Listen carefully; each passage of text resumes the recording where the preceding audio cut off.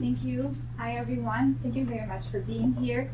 Eduardo and I are looking forward to present to you about a collaborative initiative that brought together two provincial ministries, Ministry of Immigration and Ministry of Labor, and four other occupational health and safety system partners to build occupational health and safety capacity within the settlement agencies to ultimately help newcomers to safely integrate into the labor market. So I'd like to acknowledge first our project partners, Ministry of Children, Community and Social Services. So you might remember them as the Ontario Ministry of Citizenship. Now they are a part of this new ministry. And Ministry of Labor, Training and Skills Development, Occupational Health Clinics for Ontario Workers, OHCOW, Institute for Working Health, Workplace Safety and Prevention Services, WSPS, and Workplace Safety and Insurance Board, WSIB. So first of all, we'll give you a little background about how this initiative came to place, and we'll talk about the objective and the timeline of the working group, and Eduardo will take over and he's going to talk about the creation of the capacity building workshops and resources and the delivery of those. And we'll talk a little bit about some of the evaluation that we did and the findings, and we will discuss some of our important findings, and we'll present you with some potential solutions. So just to give you a little background in terms of how this initiative came to place. So Institute for Working Health has a long history of doing research regarding the employment integration, labor experiences of immigrants and other vulnerable populations. And from our own research and other research, we know that newcomers, especially recent immigrants and refugees, are more likely to work in jobs that they are exposed to hazards. They are more likely to do shift work and earn lower wages. And also they are more likely to get, they have a higher risk of injury and illness at work compared to non-immigrant population. So in 2017, Iki Kazi, who is here today, was the lead of this study. We completed a qualitative study on safe employment integration of recent immigrants and refugees. So in this study, we have done some interviews with policymakers, service providers, and focus groups with newcomers, recent immigrants and refugees, to understand the information and resource needs to safely integrate them into the labor market. So some of our key findings were that newcomers had limited knowledge about occupational health and safety and their worker rights, and they were less likely to receive training on their jobs, and they were unsure about what to do with the unsafe situations, and also what to do if they get injured on their job. And we knew most of the newcomers that we spoke to were involved in some kind of a language or employment preparation programs in settlement and employment agencies. And we recognized that those were usually the first experiences of the work integration for newcomers into the labor market. And in our conversations with service providers and newcomers, it was apparent that settlement programming was an important resource for newcomers, not only getting the necessary skills for their work integration, but also at the same time understanding their worker rights and asking questions about their work experiences without worrying about job security. However, one of the things that we found that occupational health and safety information was not systemically provided to newcomers in these programs, because it really depended on the capacity of the settlement agency. And we also found that settlement agencies or service providers in these agencies may lack the resources to provide important occupational health and safety information to their newcomer clients. So we presented our findings at a research and policy forum. This was in October 2017, where we had representatives from the ministries, employer and labor and policymakers who came to hear our findings and had a discussion around potential solutions and what's next. So that brings us to a little visual timeline of this initiative. So what came from that forum was, at the time, it was the Ontario Ministry of Citizenship. So the Refugee Settlement and Integration Program, now at the MCCSS, they were interested in our findings around the importance of providing occupational health and safety information to newcomers, And also, they were interested in understanding how to build the capacity of settlement organizations to provide this information.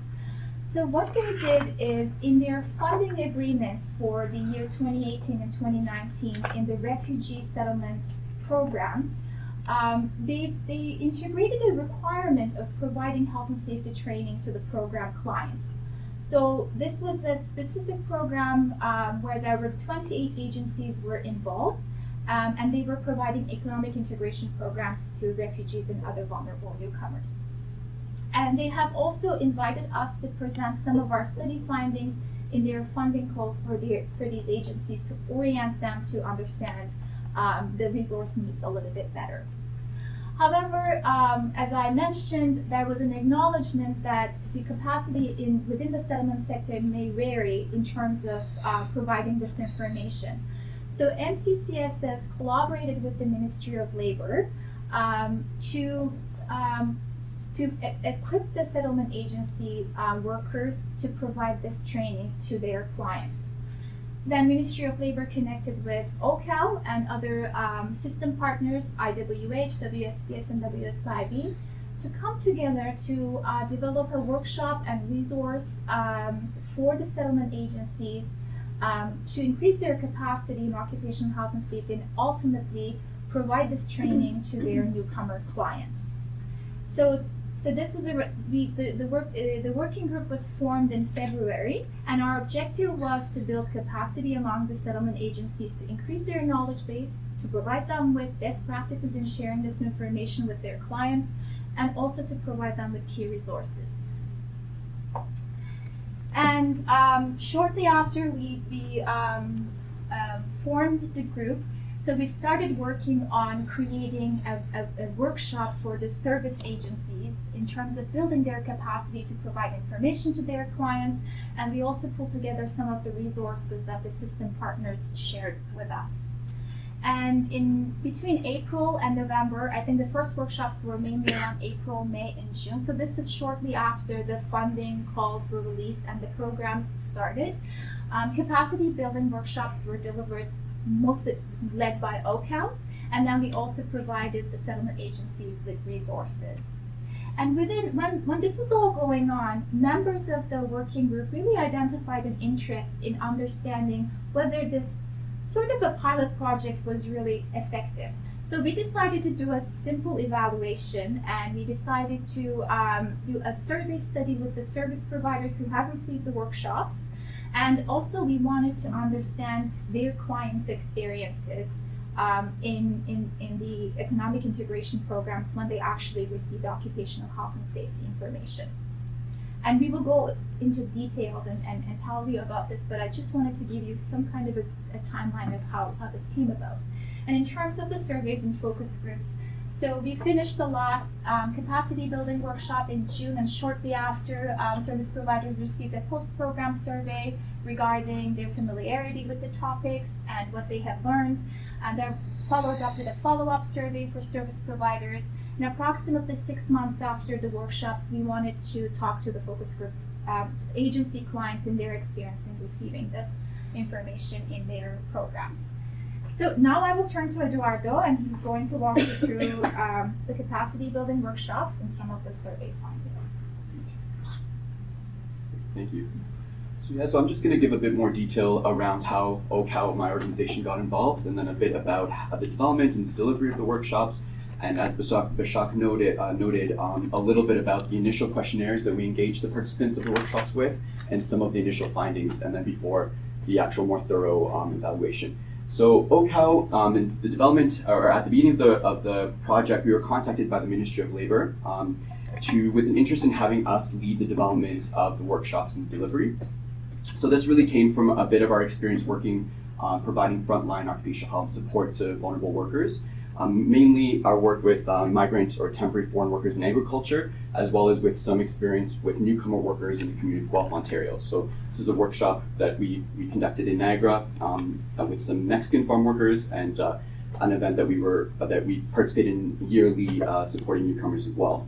So once we were on board, the next step was to form a committee, a project committee. And that was a really great part of this project, was how collaborative it was. And as we mentioned, it was really pulling together system partners and really making sure that the project drew from the experience and resources from across the system. So once our committee met, and again, as Basak noted, we had representatives that are actually also in the room. So Christy from the MOL, we had Bill Chen from WSPS, representatives of WSIB as well. And we got to work really quite quickly because we actually had 3 months to pull everything together before the first presentation. So our committee was tasked to really start forming what would be the content of the workshop. Initially, the two ministries proposed the training as a peer-to-peer training or as a train-the-trainer. But we were worried that we didn't really have a clear picture about the knowledge base, the occupational health knowledge base of those that would be participating. And the more we kind of got a bit of intelligence on it, it seemed like that knowledge base among the settlement agencies and the labor agencies varied quite a lot. So we were really worried to show up, with kind of a one-size-fits-all presentation and have, some people really fall through the cracks and other people, just that problem with not having everybody maybe on the same level. So we really changed it to be more of a flexible workshop that really prioritized both, ensuring we showed up with really good information, with a good basis of knowledge with occupational health and safety, but really prioritized learning from participants, really recognizing what the agencies themselves were seeing, what their clients were seeing, the newcomer clients, and what the challenges they were encountering. So again, the content was really just to provide a good overview and then really have a lot of discussion to really learn from the agencies.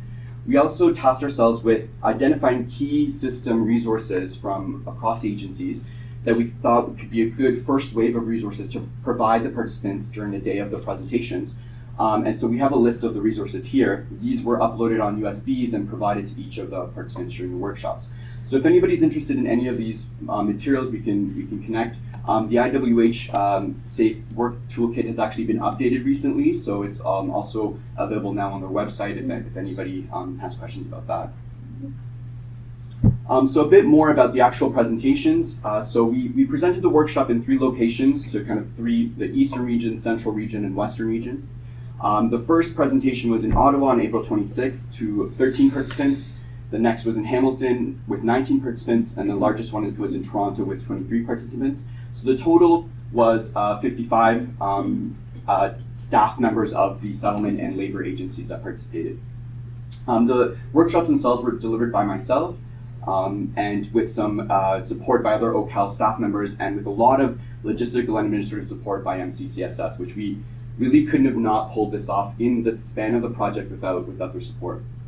One thing that we did really want to point out is from the beginning, we really identified a big gap in French language capacity. So it was clear that within our team, we didn't really have anybody. I have pretty basic French. I was in French immersion, but I did not feel comfortable necessarily engaging completely in French. So that was really a shortfall that we recognized from the beginning, and we had to really apologize to some of the service providers that run specifically French programming for French-speaking newcomers. And so after our apologies, they agreed to participate in the workshop in English, but that was definitely something that we touch on a bit later as well, but that French language gap across the system is something we want to recognize and is important to address. So we started the workshops with this case study to kind of break the ice a bit with the settlement agencies. And so this is a case study of a real newcomer worker that was seen at one of our OHCOW clinics. So I can summarize really quickly, but this was a recent new refugee worker who started working at a large home hardware store. So he told us about being tasked to move large barbecues that usually were moved with 2 people, but he really felt like he wanted to prove himself as a strong worker, as a good worker, which is often what we tend to hear a lot about the experience of newcomers and refugees. So he was taking on moving these barbecues himself. So on one occasion he hurt his back and was in a lot of pain. So he talked about how he didn't report the injury to his employer, and he wasn't aware of WSIB at the time either. And he had also talked about how at this workplace, it was a non-unionized workplace, and he had heard that people had gone fired for when they had gone injured. So he really talked about that fear of losing this job and not having a way to make his income. So he continued working with this injury until the point where he couldn't work anymore. When he arrived at our clinic, he actually had difficulty walking and was in a lot of pain. So we really, not a great, positive way to start a workshop, but it was really important for us to really engage this way to say, and we talked to the settlement agencies and said, of course this is not the experience of all newcomers. A lot of newcomers have very positive experiences, but we do want to showcase this case to really look at the type of cases we're dealing with and what is the type of information that we need to really rally, we need to really have on hand, so that if we could have reached this worker before this incident, what would have been some useful information and supports that we could have maybe helped direct the situation in a more positive direction. We also asked the settlement agencies whether this case was familiar to them, if this reflected any cases that they themselves had encountered with both their clients, or maybe encountered or at least heard about. And unfortunately, the majority of participants said that they had either encountered a case like this themselves or heard about a case like this among their service community, which is again unfortunate. But so pulling from that case study, we really identified some key OHS topic areas that we then reviewed with the participants. So we started with some just basic ideas of how settlement agencies could talk to their clients about putting on that occupational health and safety lens. So just thinking about their work, thinking about potential hazards. So we suggested games around what work did you do back home, what work are you doing now, what work are you maybe interested if you're not yet working, and then just in a group setting talking about potential hazards. We then talked about the interim responsibility system to really ensure that people have the understanding that this is supposed to be collaborative. It's not just the worker's responsibility, that there's the supervisor, the employer, and keeping safe at work is a collaborative task that is meant to really be working together. Then we reviewed employer and supervisor responsibilities to ensure to kind of give people an idea of what they should be expecting from their employers and supervisors, worker responsibilities and rights under the OHSA, what to do if you get injured at sick at work. So that was really just basically talking about, there should be somebody trained with first aid at your workplace. There should be protocols around emergency situations that you should know about. Just again, give those cues so that these agencies could talk to their workers, again, to provide them a bit of an intro once they get into the workplace, knowing what to expect. We talked about WSIB as well, what to do if your occupational health and safety concerns were not addressed at the workplace level, so contacting the MOL, the call center, what that looked like, because that often was a point of fear, hesitation, reluctance. So that conversation ended up being very nuanced, and as well as anti-reprisal legislation. So what to do if you're, as this room knows, but basically wrongful firings or dismissals based on injury or illness, or if you're trying to assert your rights of the Occupational Health and Safety Act.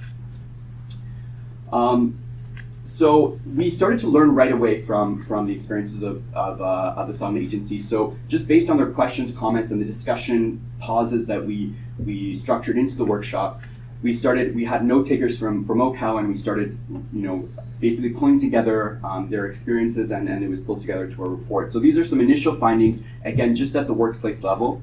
Vulnerability, again, the fear of reporting, the fear of bringing up concerns was first and foremost repeated consistently among the newcomers, among the agencies. A lot of them identified that most of their clients were not receiving the awareness training that was mandatory, that came into force to be mandatory. That's the introduction just to the act, to the basic rights and responsibilities. A lot of the agencies talked about, what's the employer role? You're here to present to us, but what is being done around the employer? Because they really recognize that without the collaboration of the employer, a lot of these situations would be very difficult to resolve.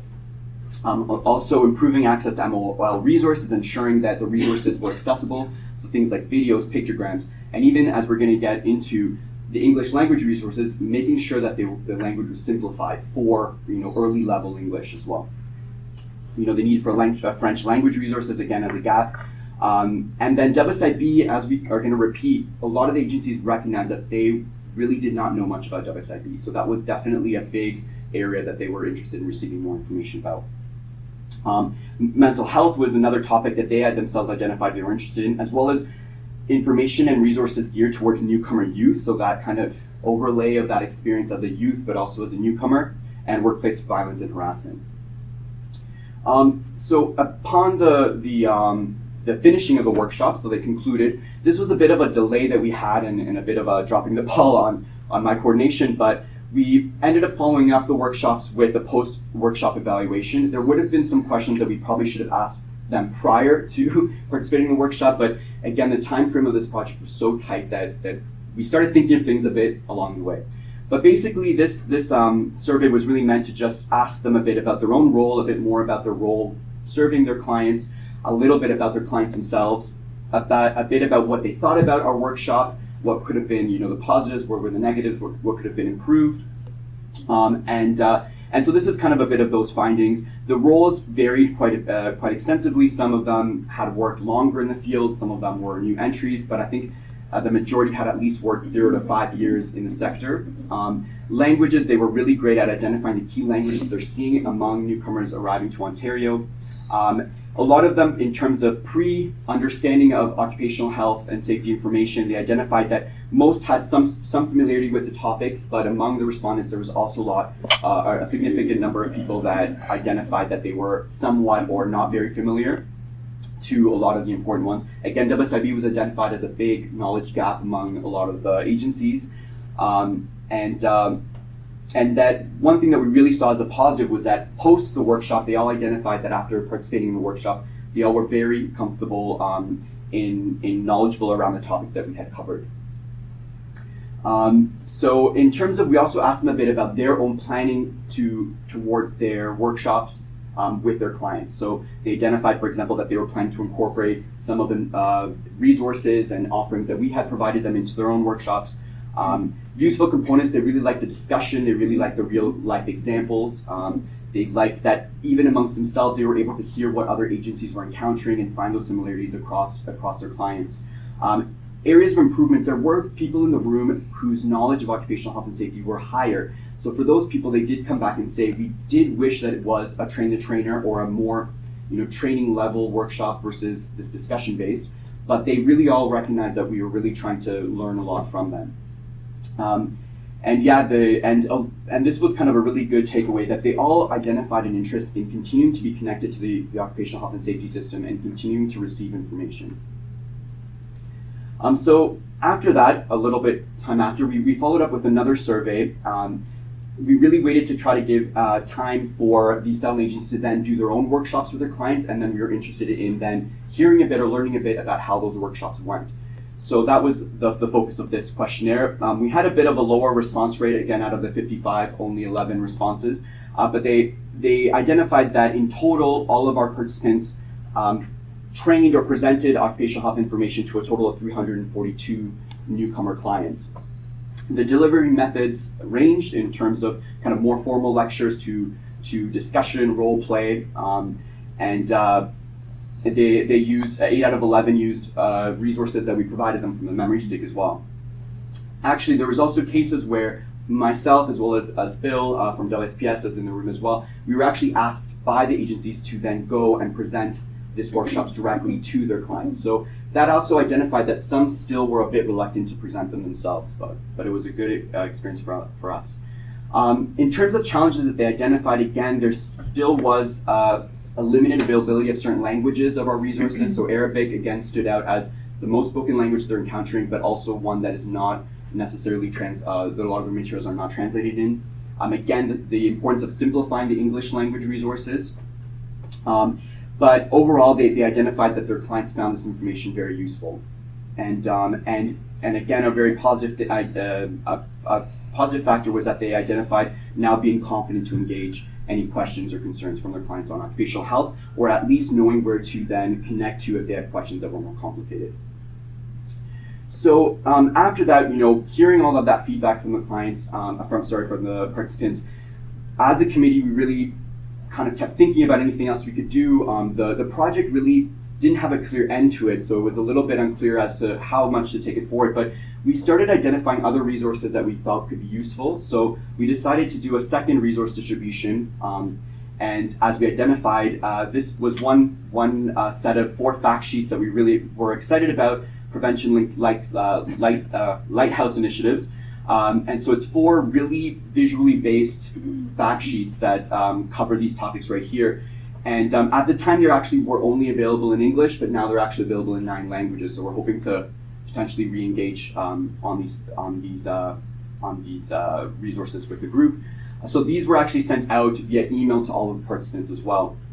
And WSPS was great to really list a lot of services that WSPS could provide both the settlement agencies as a small business, but also directly to their clients. So this is a list that Bill put together, and these offerings were also sent out via email to the participants as well.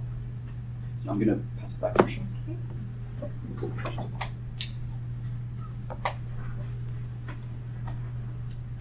And as I mentioned at the beginning of our presentation, that one of the things that we were also interested in was the experiences of the agency clients who have received occupational health and safety training or information as part of the economic integration programs that they participated in. So we conducted focus groups with agency clients between November 2018 and February 2019, because most of the programs were wrapping up by March 2019 because it was a one-year program. So we sent an email invitation to 28 agencies who participated in this initiative. Through the MCCSS staff helped us connect with these agencies. And in the end, 5 agencies were interested in hosting the focus groups with their clients. And we connected with a key contact within the agencies who helped us organize these focus groups. So we briefed them about the study information and talked to them about privacy and confidentiality issues and the principle of voluntary participation. So they discussed the study with the clients in their own programs. And so we conducted 5 focus groups with a total of 38 agency clients in 5 different programs. So the focus groups were held in a private room in settlement agencies. They lasted about an hour, and in each focus group we had 6 to 9 participants. And when we were connecting with the key contact, we asked them about the language supports that they would need within the focus groups. But most of the key contacts identified that the participants could discuss or have a focus group in English. However, in one focus group, it turned out that we needed translation help with Arabic. And in some of the focus groups, actually, the participants with higher language capacity were able to translate some of the conversations and help the participants with low language capacity. And the focus group questions focused on clients' experiences in the programs related to the occupational health and safety training, their occupational health and safety knowledge, and whether this knowledge that they gained in the training had been helpful to them in their job search or in the workplaces. We used an exploratory qualitative approach to analyze the data and look at some of the themes that were emerging from the discussion. So although we had a small small number of focus groups, we gathered really rich data. So I would be happy to delve a little bit deeper into these, but I will kind of quickly go through some of the key findings.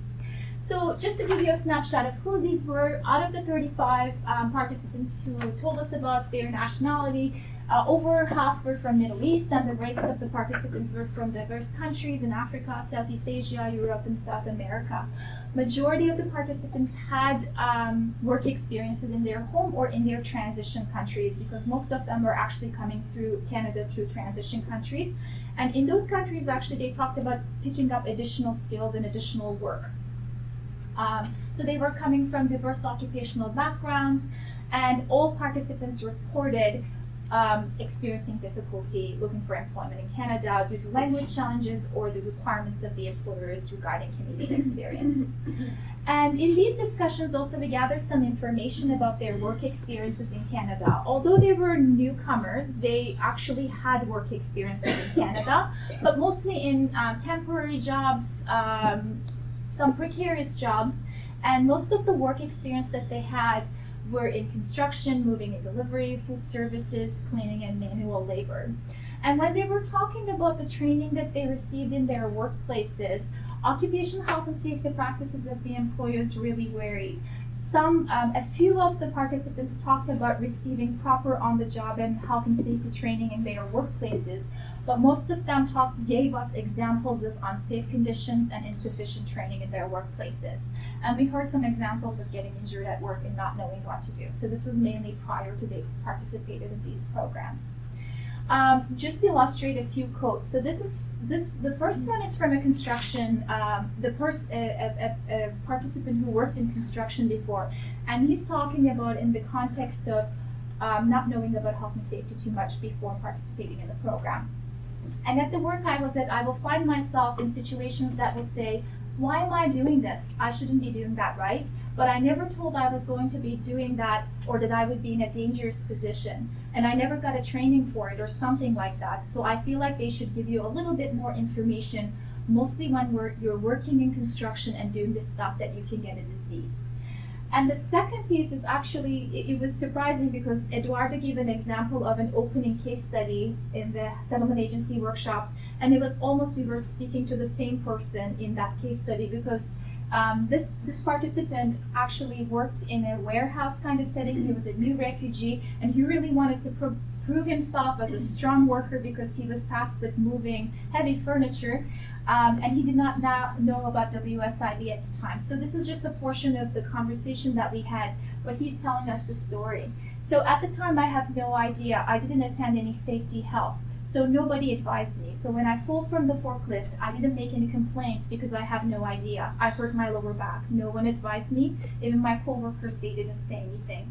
And the moderator asks, and you did not know about the compensation, like you can report it? I have no idea. So that's the benefit of making a workshop like this. And when we looked at the program content delivered within the settlement agencies, 4 of the 5 programs provided industry-specific information. So they were more specific to certain industries or occupations, more of a retraining. They had a component of blended in-class and hands-on training, and some programs provided Canadian certificates like a forklift license, and opportunities to connect with employers at the end of the workshops, at the end of the programs, sorry. And participants share that the programs, what they learned in the programs really helped them to acquire the necessary skills for finding employment, and they said that they also understood what the Canadian employers were expecting from them. In terms of the occupational health and safety content, when we were asking about what they learned, one of the things that participants said that they had very little to no knowledge of occupational health and safety or their worker rights prior to attending these programs.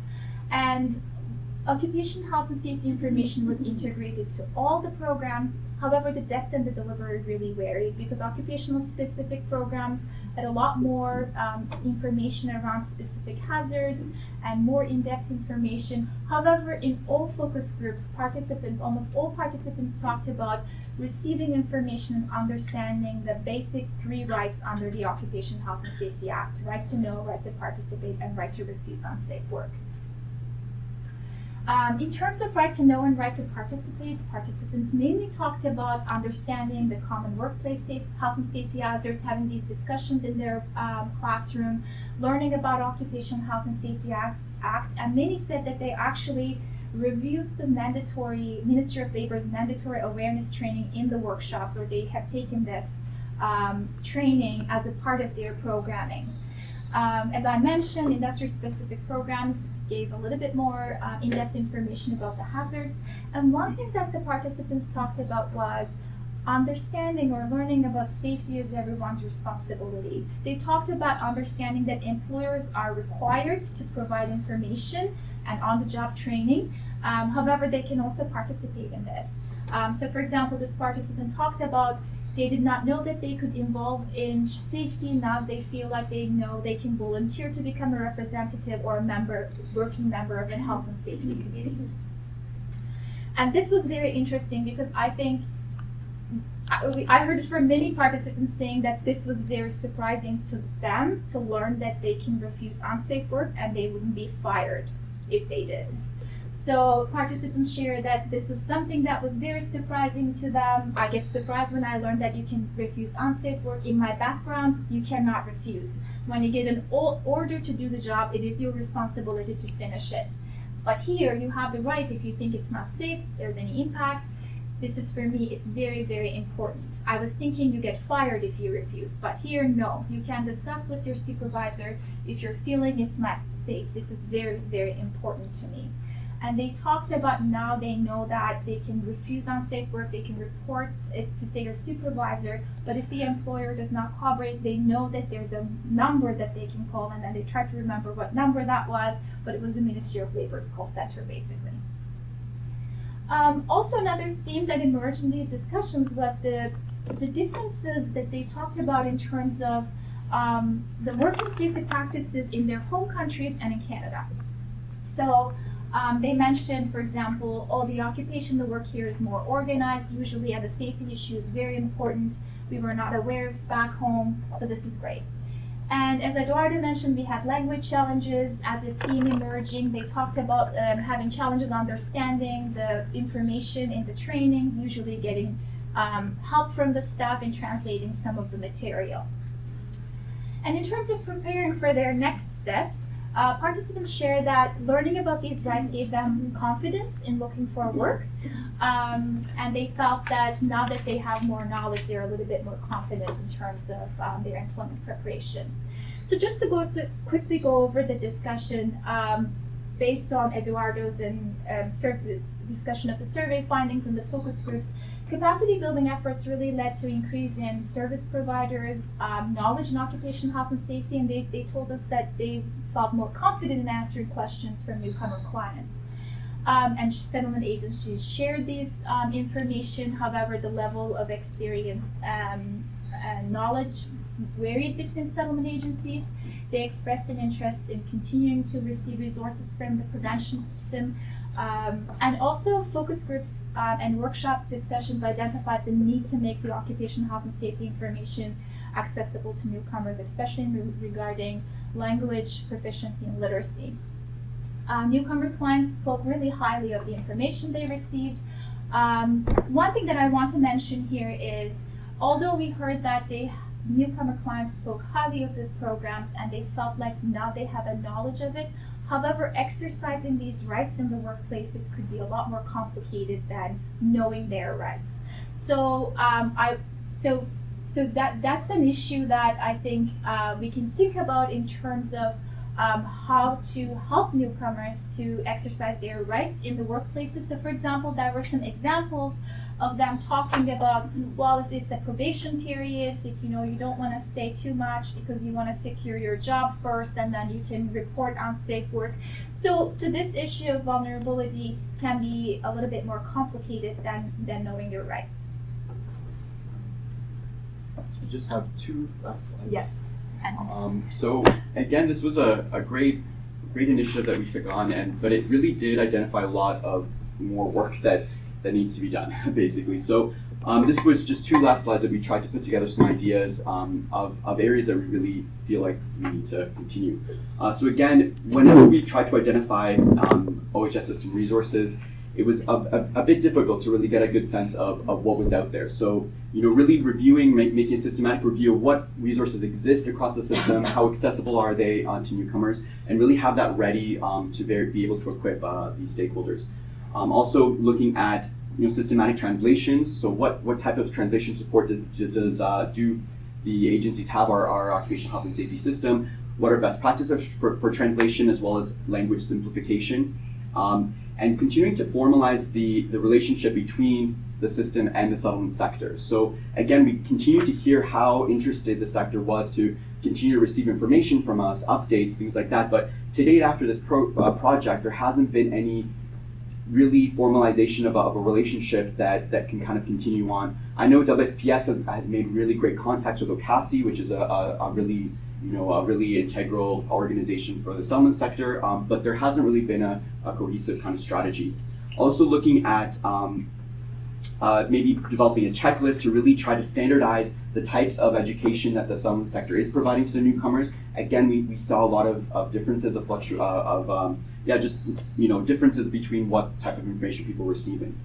And again, really responding with the resources around the topics that are being identified as needed. So again, we continuously heard DevSIB, whether it was also things around workplace mental health, youth, resources for newcomer youth as well.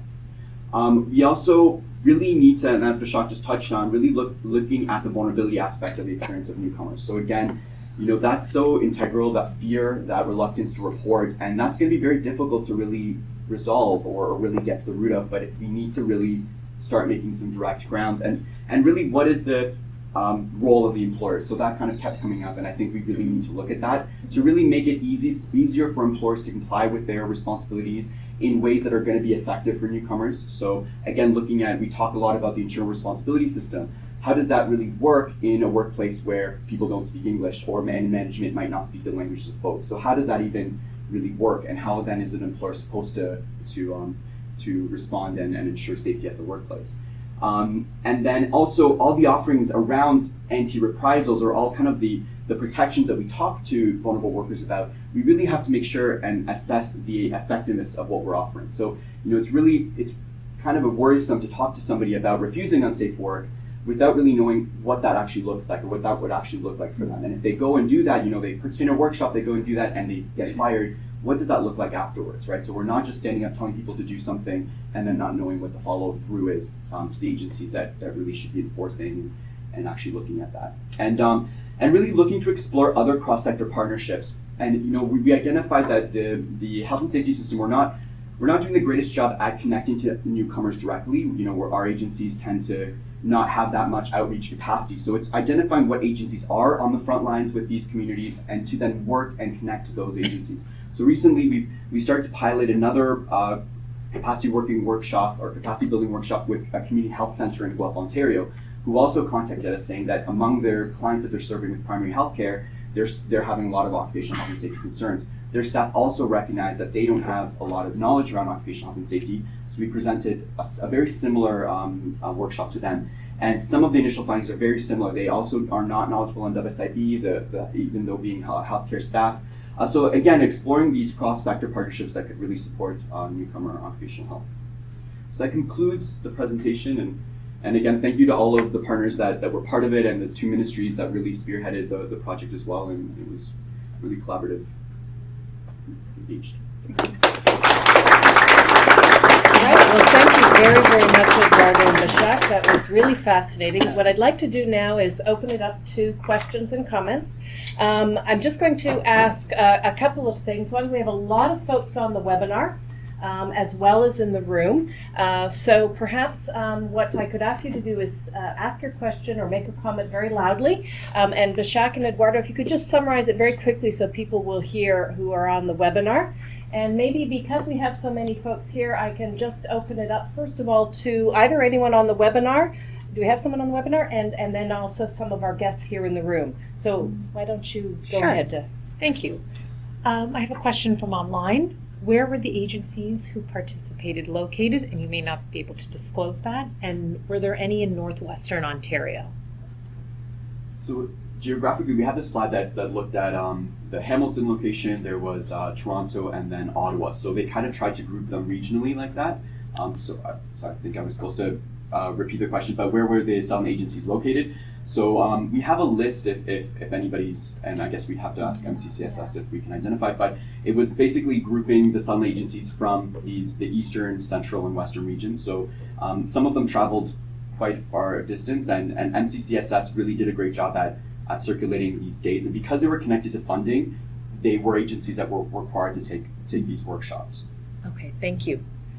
And Bob? Okay, you mentioned that you did something for farm workers, and my question is, the farmers, being an employer, did they recognize what they were supposed to do?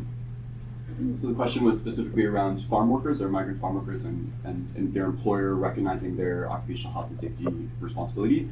So that's kind of a different project that OHCOW takes on, but yeah, it's very similar. We saw a lot of cross similarities in terms of experience of temporary foreign workers and newcomers. Vulnerability is definitely at the core of that, but we find a mixed bag in terms of employers. There's some that are doing great jobs that are really trying to amass as much information to do their health and safety trainings and engagement with these workers in the best way possible, whereas other employers are a bit less engaged, less prepared, less resourced. The farming sector is a complicated one as well, where there's less regulation, there's a little bit more complicated, but it's a high hazard, so it's definitely tricky. But we've worked really hard, OHCOW, to really gain the kind of trust of employers and really work with employers to really equip them with resources to help them. But it's definitely a mixed bag. We have a couple of questions here, and I know we have another one online. So, sir? Yeah. Thanks. My name's Richard Fink. I'm a lawyer who works for injured workers. Most of my recent immigration workers have cell phones. So why not have programs they can download on their cell phone in a bunch of languages where you give them the basic information, i.e. let's report an injury when it happens, and then give the programs out to all the people that deal with recent immigrants to tell them go download this. And that way, everyone should have the basics on a little video on their cell phone. Yeah, sure. That's a great suggestion, and I think from some of the other research that we're seeing that, for example, WhatsApp, it's a chat app. I think is one of the most used, for example, applications on a cell phone that a lot of newcomers use to gather information or to kind of ask each other some questions. So definitely technology can offer a lot in terms of accessing this kind of information and also protecting the anonymity of the person. And in terms of just adding to that, one of the things around understanding information and literacy is, for example, some of the participants in the focus groups mentioned that videos really helped a lot, right? So, however, they said that, well, when the person speaks too fast, then I don't understand. So it's a really complicated issue around in terms of how to design information that would fit the literacy and language levels. But in terms of what you're saying, to access information easily, technology, especially cell phone technology, can be a great resource. And I'm pretty sure there are agencies who are providing programs or information using these kind of applications of technology. So we have a question at the end of the room, and then I have a couple of questions online that have come in, and then we'll open it up also to researchers here. Hi, thanks. I'm Erin Doucet from Prevention Link at the UFL. So thanks for the shout out on the fact sheets, and I did bring a couple. But yes, they're all available free, downloadable on our site, and they are translated. I was just curious, when you listed sort of the group of sort of sources that you collaborated with, I couldn't help but notice sort of the absence of labor. And at Prevention Link, this is specifically what we do is we have a train the trainer program. We train new, mostly union reps, but our programs are open to anybody on WSIB, because that is very, we do disability accommodation as well, but that's, you identify that as an area where some of these agency groups were indicating that they really needed more resources, and that's specifically what we do. We do that from anything from 3-hour workshops to multi-day training, and it's very in-depth, and it's also geared at different levels, so obviously for people who are new to this. So I'm just curious if that's something that you would want to going forward, and but also just specifically, it seems like, because I know WSPS is a little bit more employer focused, so where was sort of the union or the labor focus in that? So I guess the question is around in the resource kit that we provided to the settlement agencies, there was a notice of the absence of labor. So maybe I can just first say, I think in our IWA Safe Work Toolkit that is that's actually, we designed it for settlement agency workers or people who are, I'm looking at Sarah because Sarah worked so much on helping us with the Safe Work Toolkit. Union representatives, workers, or employers can use this toolkit, and I think we try to provide information to some of the labor organizations and also at the same time around WSIB. But it is very nice to hear about the work that you are doing and the free offerings that you have around labor. So we tried to kind of put together what we have in terms of the system partners and also looked outside and tried to gather information. But we are always on the lookout for good information that we can provide to settlement agencies further, because we really want this to be a more ongoing collaboration. So thank you for sharing that. And yeah, it would be great to collaborate, because by far the resources that you produced were really great. When we came across them, we were so impressed. And when we look at the system resources, they don't tend to be that great. So yeah, it would be great to collaborate and instead of reinventing the wheel. I think this project was, the timeline was so short and we were kind of just pushed into it. So I think that we should have really stepped back and looked at what was already being done to not, reinvent the wheel when something, like you're describing already existed. So it'll be great. Maybe we can exchange contacts, and it would be great to collaborate. Yeah. Brought my cards. So I think Mumtaz wants to add something quickly before we go to the online questions. Yeah. So thank you for the presentation. So your findings reveal that settlement agencies have low knowledge levels about WSIB, and that one of the potential solutions was to respond with resources. My question is, who would or who should play the proactive role in this regard? So should it be the settlement agencies who would reach out to WSIB, and the WSIB will provide them with the resources case by case, or WSIB should proactively reach out to the community and settlement agencies and make awareness in general? So WSIB was sitting in our committee.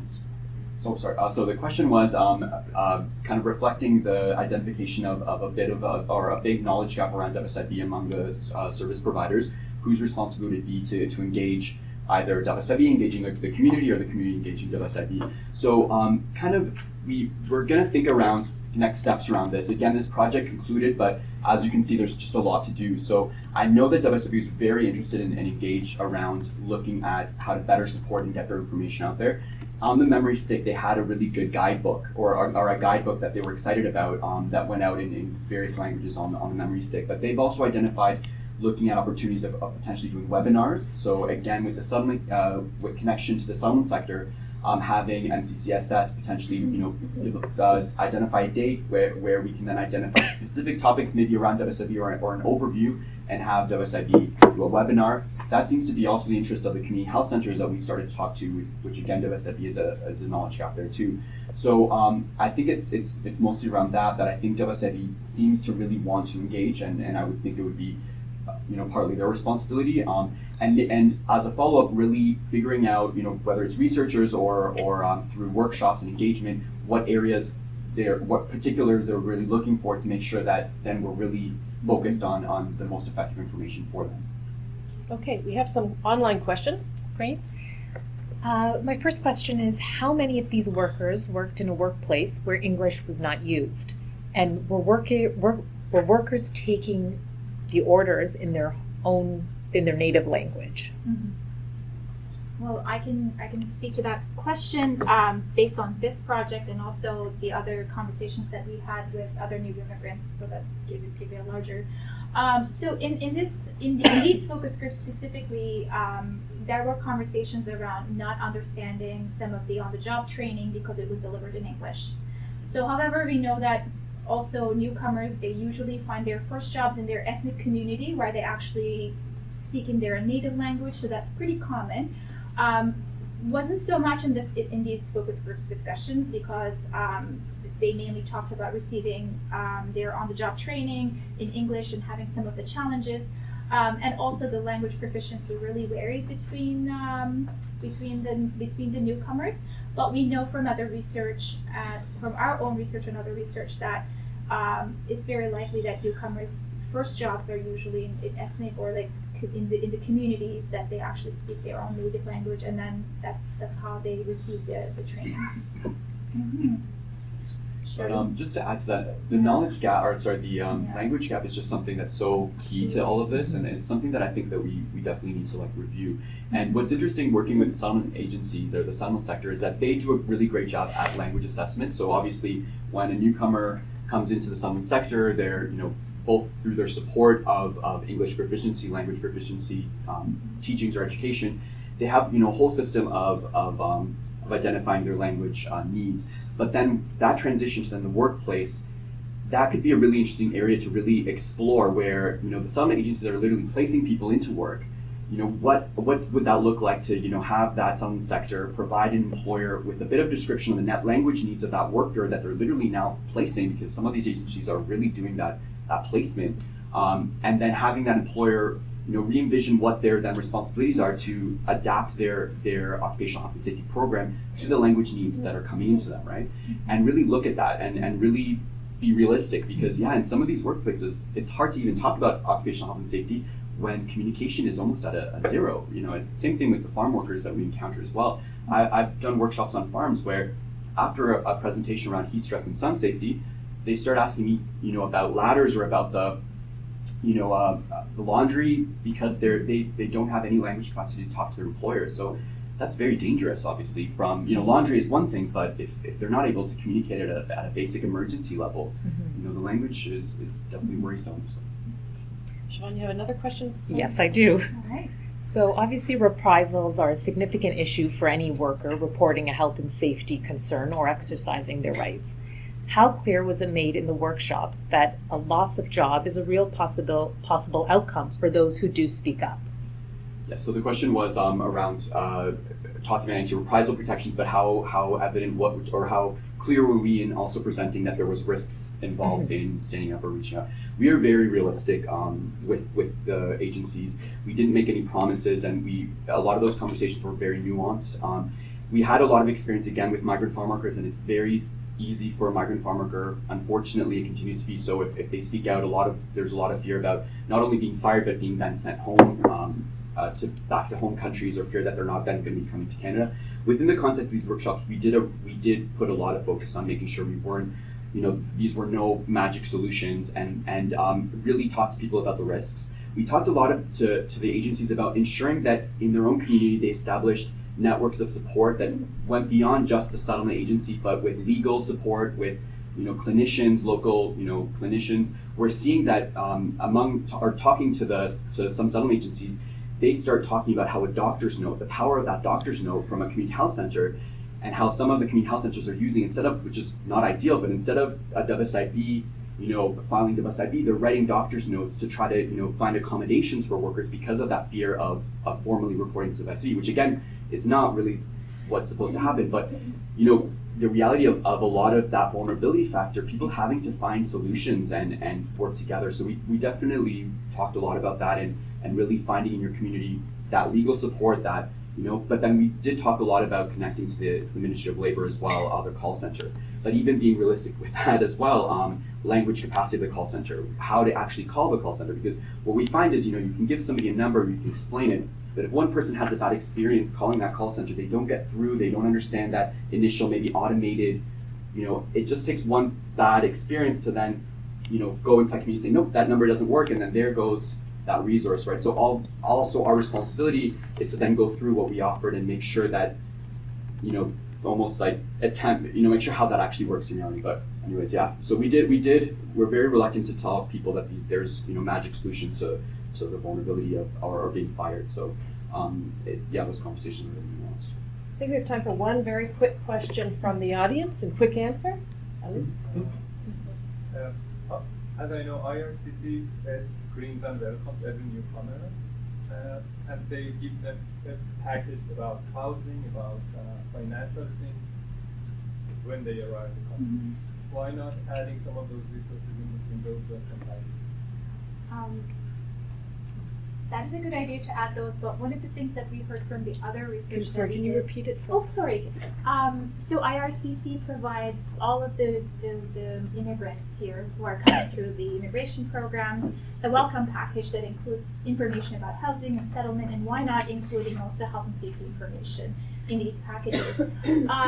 So that's a really good question, and I think that is one area, one place that these information can be put in. But from our own other research that we have done with the newcomers, that most of the time newcomers told us that they get this big package of information and they're trying to sort out their life, first of all, finding a house and all that, and health and safety information really is not looked at that time. So that's one thing that we heard from them, although I think it is useful to provide that information, saying that these are your rights in Canada, so this is what you are entitled to. However, I think it is important to not only provide it in those resource guides, but also at the same time when people are actually moving into work and start looking for work. And in many ways and in many areas as possible. So I think it is important to recognize that sometimes when people first come in, health and safety is not at the top of their mind, and especially even when they are moving on to their first jobs. So definitely, I think that will be useful for that. But I think one thing that we heard is like, it's usually when they are moving into thinking about work that it is important to provide this information. Okay, thank you. Unfortunately, we're out of time, but I really want to thank you for this terrific work. Thank you.